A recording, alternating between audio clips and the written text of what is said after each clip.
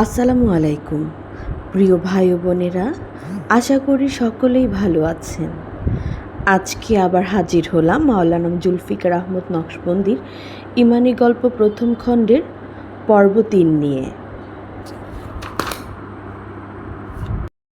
বনি ইসরাইল হজরত মুসা আলাইহি ওয়াসাল্লামের উম্মত। বহুদিন আগের ঘটনা।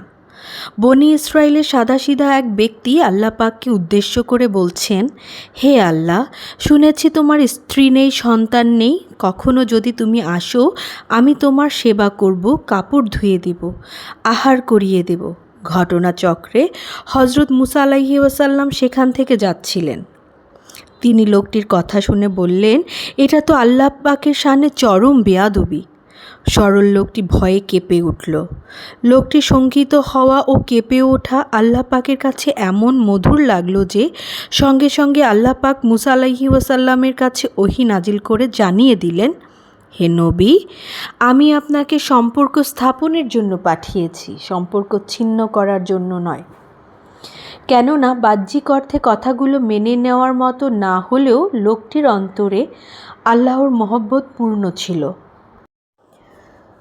আল্লাহ প্রেমের মশাল কারো অন্তরে জ্বলে উঠলে আল্লাহ পাকের কাছে তার সম্মান অনেক বেড়ে যায়।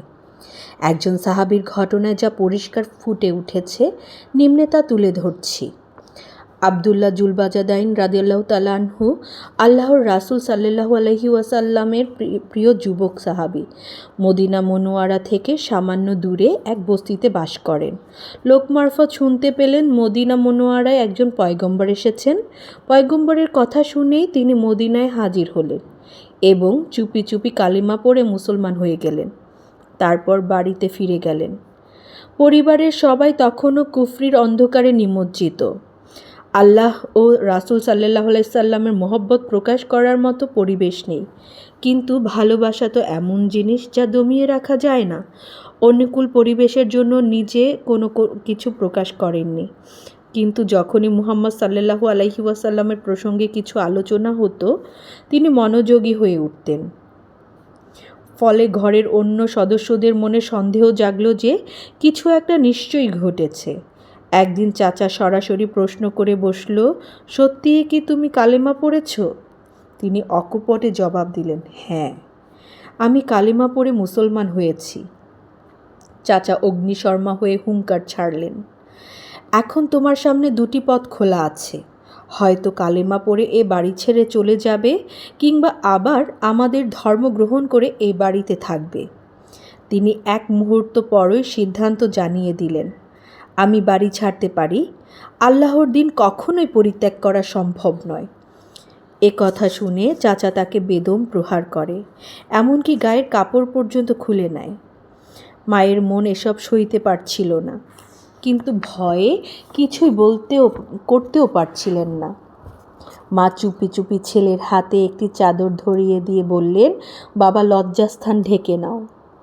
তিনি বাইরে এসে চাদরটি দুটুকরো করলেন, এক টুকরো দিয়ে ছতর ঢাকলেন এবং অপর টুকরো গায়ে জড়িয়ে নিলেন। এ কারণেই তাকে জুলবাজাদাইন বলা হয়, যার অর্থ দুই চাদরওয়ালা। এখন কোথায় যাবেন কোনো সিদ্ধান্ত জানা নেই। যেখান থেকে ইমানের সওদা খরিদ করেছেন, অনিচ্ছায় সেদিকেই পা চলতে লাগলো। সারা রাত হেঁটে সকালে তিনি রাসূল কারীম সাল্লাল্লাহু আলাইহি ওয়াসাল্লামের দরবারে হাজির হলেন। আল্লাহর রাসূল তাকে দেখে ভীষণ খুশি হলেন। সাহাবায়ে কেরাম ভেবে পেলেন না এমন কে এলো যার আগমনে আল্লাহর রাসূল সাল্লাল্লাহু আলাইহি সাল্লাম এত প্রাণোচ্ছল। চেহারায় খুশির আভা। হাজির হয়ে তিনি বললেন, হে আল্লাহর পয়গম্বর, সব কিছু ছেড়ে চলে এসেছি, আপনার কদম মোবারকের কাছে হাজির হয়েছি। অতঃপর তিনি আসহাবে সুফফার অন্তর্ভুক্ত হয়ে মসজিদে নববীতে থাকতে লাগলেন।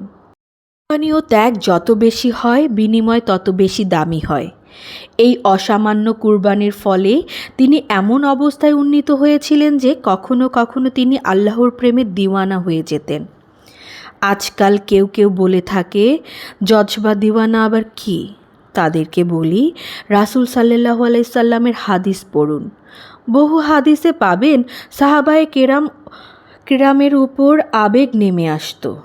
হাদিসে পাকে বর্ণিত আছে, হজরত আবদুল্লাহ জুলবাজাদাইন কখনো মসজিদে নববীর দরজায় বসা থাকতেন, কখনো এমন জজবা ও আত্মনিমগ্নতায় পৌঁছে যেতেন যে উচ্চস্বরে আল্লাহ আল্লাহ বলে উঠতেন।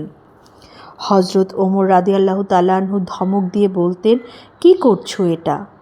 রাসূল করিম সাল্লাল্লাহু আলাইহি ওয়াসাল্লাম ওমর রাদিয়াল্লাহু তাআলা আনহুর রাগান্বিত কণ্ঠ শুনে বলতেন, ওমর, আবদুল্লাহকে কিছু বলো না, সে যা করছে ইখলাসের সাথেই করছে।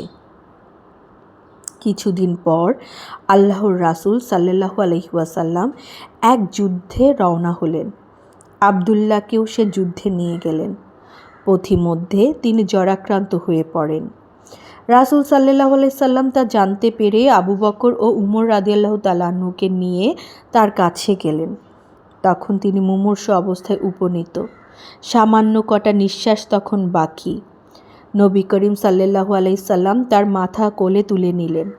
তিনি সেই ভাগ্যবান সাহাবী, শেষ নিঃশ্বাস ত্যাগের সময় যার দৃষ্টি রাসূল পাক সাল্লাল্লাহু আলাইহি ওয়াসাল্লামের চেহারার প্রতি নিবদ্ধ ছিল। পবিত্র কোলে থাকা অবস্থায় তিনি পরম প্রেমিকের ডাকে সাড়া দেন। মৃত্যুর পর নবী করিম সাল্লাল্লাহু আলাইহি সাল্লাম কাফন দাফনের নির্দেশ দিলেন। নিজের চাদরটি এই বলে পাঠিয়ে দিলেন, এই চাদর দিয়ে আবদুল্লাহর কাফন পরিয়ে দাও। সুবহানাল্লাহ, কি সৌভাগ্যের রাজমুকুট! তোমার রাস্তায় যাকে তুমি উলঙ্গ করেছিলে সেই দেহকেই আজকে তোমার প্রিয় হাবিবের চাদর পরিয়ে দিলে। সওদা করেই দেখো না, তারপর দেখতে পাবে আল্লাহর দরবারে কি মর্যাদা। প্রকৃতই আমরা মূল্য বুঝি না, কদর করতে জানি না। এজন্য আল্লাহ পাক বলতে বাধ্য হয়েছেন, আর তারা আল্লাহকে পরিপূর্ণ কদর করতে পারেনি। স্বয়ং রাসূল সাল্লাল্লাহু আলাইহি সাল্লাম তার জানাজা পড়িয়েছিলেন এবং লাশ বহন করে কবরে নামিয়েছিলেন। শরীয়তের বিধান হলো মৃতের সবচেয়ে নিকটজন লাশ নামানোর জন্য কবরে নামবে। আবু বকর ও উমর রাদিয়াল্লাহু তাআলা আনহু সেখানে দাঁড়িয়েছিলেন। তথাপি স্বয়ং নবীজি কবরে নেমে বললেন, আমার ভাইকে তুলে দাও, তবে তার সম্মানের প্রতি খেয়াল রাখবে। আল্লাহর হাবিব সাল্লাল্লাহু আলাইহি সাল্লাম সত্যিকার আশেককে নিজ হাতে ধরে মাটিতে শুইয়ে দেন, যেন নিজের আমানত জমিনের কাছে সোপর্দ করে দিয়েছেন। হাদিসে পাকের ভাষ্য মতে আল্লাহর হাবিব সাল্লাল্লাহু আলাইহি সাল্লাম তাকে মাটিতে শুইয়ে বলেছিলেন, হে আল্লাহ, আমি আবদুল্লাহর উপর সন্তুষ্ট, তুমিও তার উপর সন্তুষ্ট থেকো। এটা এমন মূল্যবান বাক্য যে ওমর রাদিয়াল্লাহু তাআলা আনহু তা শ্রবণ করে আল্লাহর প্রেমে পড়ে বলে উঠলেন, আজকে নবী করিম সাল্লাল্লাহু আলাইহি সাল্লামের হাতে যদি আমার লাশটি থাকতো। মেহনত, মুজাহাদা ও ত্যাগ তিতিক্ষাকারীদের জন্য আল্লাহ পাক এমনই বিনিময় প্রদান করেন। চিন্তা করে দেখুন, যে মহান সত্তা দুর্বল বান্দাদেরকে নির্দেশ করে বলেছেন, অনুগ্রহের বিনিময়ে অনুগ্রহ ছাড়া কিছুই নয়। তাহলে যদি কেউ তার জন্যই কুরবানি পেশ করে, তবে কি তার মূল্যায়ন করবে না? অবশ্যই করবেন। সুবহানাল্লাহ। আমার প্রত্যাশা সকলের ভালো লেগেছে। যদিও বই হাতে নিয়ে নিজ চোখে দেখে পড়ার আনন্দই সম্পূর্ণ ভিন্ন, তবুও যারা ব্যস্ত তাদের জন্য আমার এই ছোট্ট প্রচেষ্টা অব্যাহত থাকবে। আপনাদের সকলকে সাথে থাকার জন্য অনেক অনেক ভালোবাসা ও ধন্যবাদ। আমাদের সকলেরই প্রেম যেন হয় এক আল্লাহর প্রতি, সেই প্রত্যাশায় আজকের মতো বিদায় নিচ্ছি। হাফেজ।